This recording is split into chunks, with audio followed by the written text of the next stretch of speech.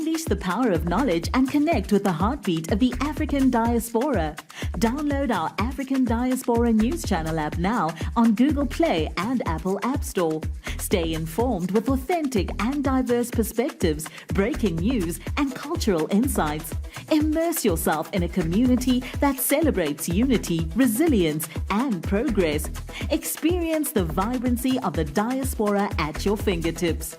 Don't miss out. Empower your perspective today. Search African Diaspora News Channel and join the conversation.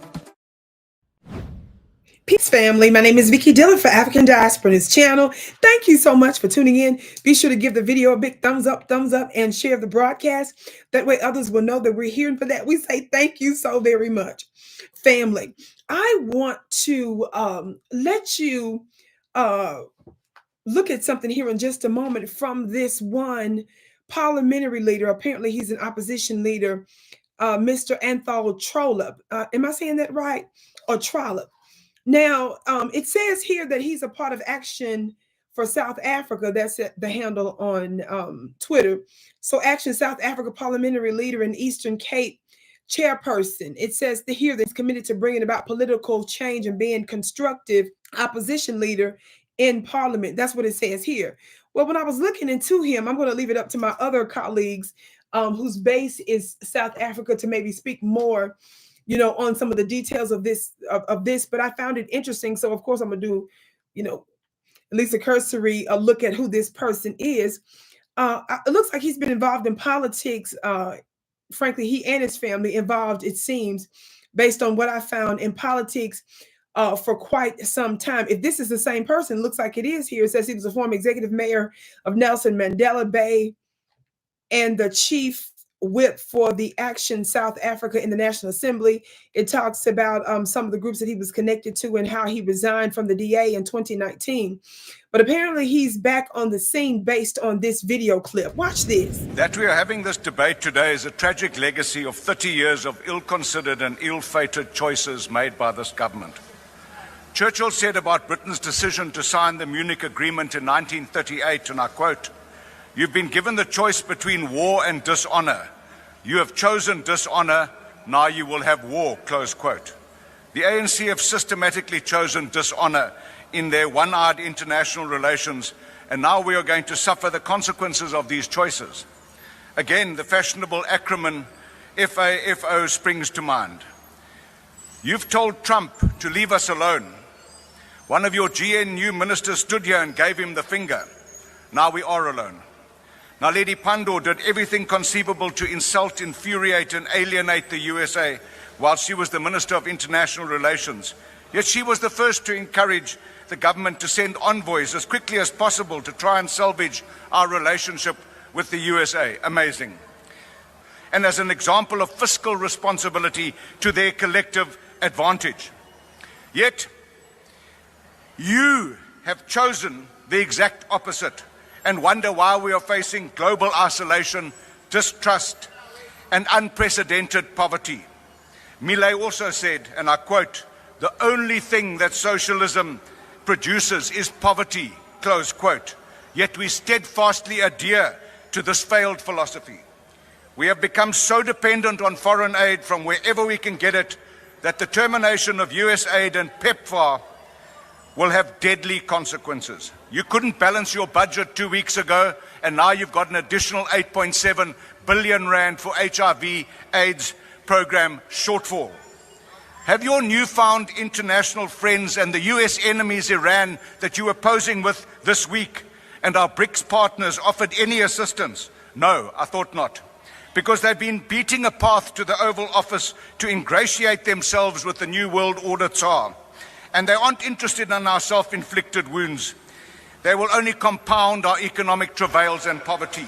It's time to reevaluate our so-called non-aligned stance, pick a side in the New World Order, your time is now expired. Calamity.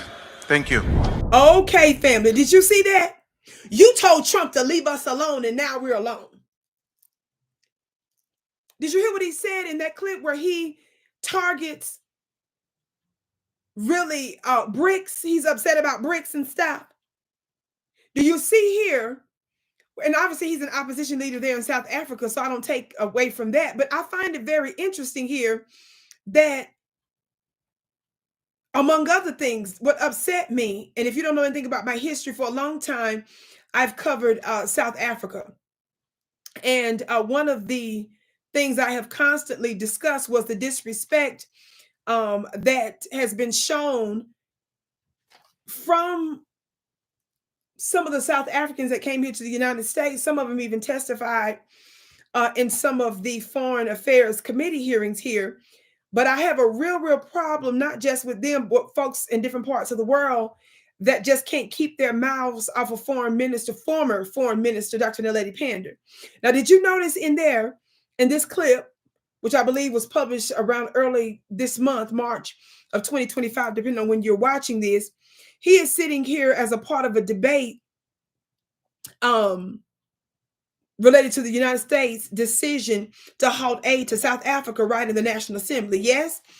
And the part that stuck out to me and the part that I want to emphasize here is the fact that he says that your former Foreign Minister, Dr. Naledi Pandor, basically, tried to make South Africa look as crazy as possible. And he just keeps disrespecting her. I've done previous broadcasts on her because people from around the world were calling her out of her name, including fellow South Africans. How many of you all remember when some of the Congress members here in the United States, gangster-like, issued threats against the international courts after they, in anticipation of them issuing arrest warrants for Benjamin Netanyahu and some of the Hamas members? How many of you all know in that gangster letter when they threatened the ICC? I'm going to get to my point here in just a minute. Let me read you a little bit of this. This headline says, Republican U.S. senators send threatening letter to the ICC prosecutor over possible Netanyahu arrest warrant. Of course, they end up actually issuing them. It took them a long time. They were slow walking them, but there apparently was a lot of interference in attempts to sabotage, prevent, frustrate, and foil their efforts to do so. Yes.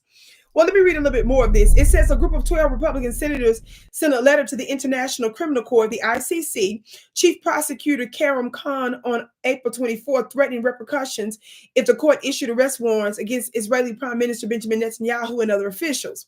It goes on to say that the senators allege that the ICC seeks to punish, quote, legitimate actions of self-defense, which of course we know that's not true. And then it goes on to say no moral equivalence between Hamas's terrorism and Israel's justified response. It says a whole bunch of other stuff in there, but watch this. It says that the signatories declared that they would take any warrant issued as, quote, not only as a threat to Israel's sovereignty, but the sovereignty of the United States. It goes on to say that target Israel and we will target you. Y'all hear that gangster talk? That street ratchet talk coming from your U.S. Congress people? It goes on to say, target Israel. I'm going to read that part again. Target Israel and we'll target you. And that any further action will quote, end all American support for the ICC and bar Khan and his families from the United States. You have been warned. It said a whole bunch of other little ugly stuff like that too. But it not only targeted the prosecutor, Mr. Khan, but also his family. And it said that Israel's sovereignty is connected to the United States sovereignty. That's crazy. That tells you everything that you need to know right there. I won't go further with that. But what does that tell you when they equate what's going on in their country with the United States of America? I thought we were supposed to be independent. Why am I reading this letter to you? Why am I reminding you about this threat that high-ranking and powerful U.S. congressperson sent to the International Criminal Court, threatening them and their families, the prosecutor? Did you all know that they CC'd that same letter to Dr. Naledi Pandor? I have a big problem when a prominent Black woman is traveling around the world on behalf of South Africa, as well as a wonderful example for the entire continent of Africa and all of the nations they're in. And one of the leading voices to hold them accountable by bringing a case against them. And of course, I hope you all know that that's another reason why they like to target her all the time, because she was one of the leading voices in holding them accountable for their mass deletions of what's going on over there in the Middle East right now with the Palestinians. I have a big problem with folks not making sure that they protect her and that they make it clear to the powers that shouldn't be that they better keep threats of her off the table. And it seems this Mr. Trollip can't keep her name out. If you don't, I don't like that. Let me calm down. When he says that how she tried to misrepresent y'all's country here in the United States, I live in the United States of America. I saw some of your people that came over here to testify, and I feel like that some of them were traitorous in their actions. And some of your white South Africans are over here trying to make your country look bad. In my opinion, based on information and belief, sitting over here making your country look bad, and they're the ones that are providing talking point, and in my opinion, some inside information possibly to Congress people. And I warned you all about that long before Trump ever got into office and before they formally started sanctioning your country, didn't I? I sure did. I think it would be wise that you keep her name out your mouth, sir. And that he shouldn't feel comfortable with this Black woman's name in his mouth and anybody else threatening her openly. I don't want people just to keep putting out videos and keep putting out statements talking about how strong Dr. Naledi Pandor is. No, I want you to show how strong you are by letting the world know they better not touch her.